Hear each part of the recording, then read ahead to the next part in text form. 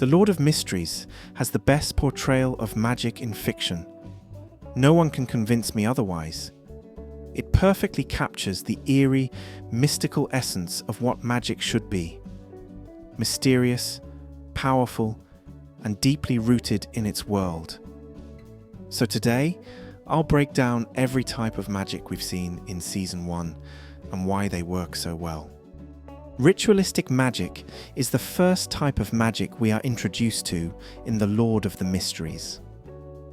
According to Old Neil, a low-sequence Beyonder cannot perform ritualistic magic on their own and must borrow power from a deity or higher being.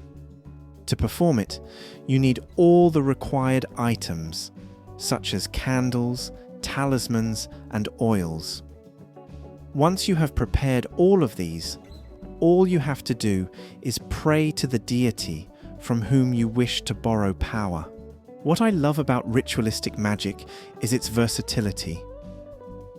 If you are in need of money, you can simply perform a ritual, and a deity might actually help you pay your bills.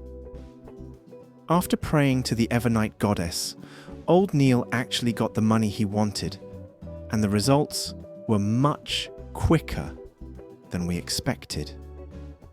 What Old Neil did was very realistic, because that's what most of us would use these rituals for in the real world.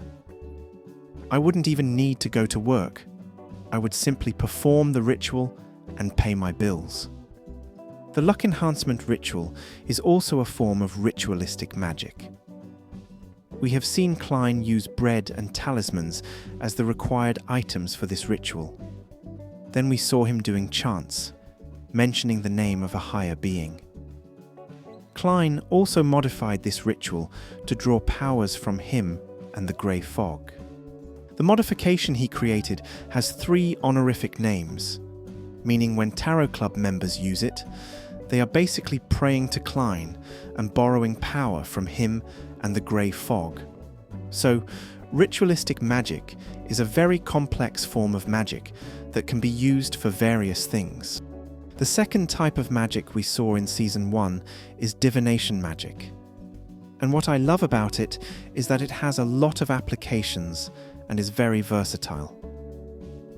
We should definitely thank Emperor Roselle Gustav, because he was the one who invented tarot reading, which also falls under the category of divination magic.